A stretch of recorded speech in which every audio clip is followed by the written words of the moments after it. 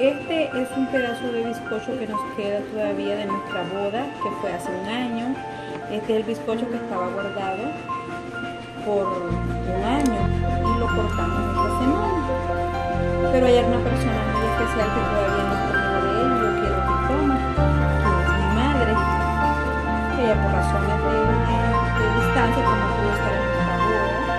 Así que hoy decidí guardar un pedazo, no sé el tiempo que sea necesario, ya vimos que lo puede guardar por un año. Hoy pretendo guardarlo más tiempo, como pueden ver, lo estoy envolviendo en papel film, como había hecho anteriormente con el otro, y lo voy a rapear varias veces para que se mantenga. Estoy bien que mi madre pueda comerlo, ya sea que la venda o que nosotros vayamos a comer ella. Es una manera más segura de preservarlo y de comerlo como si estuviera fresco.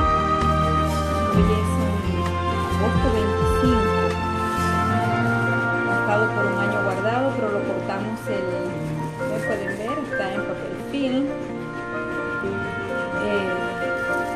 Lo voy a meter ahora en un Tupperware el tiempo que sea necesario.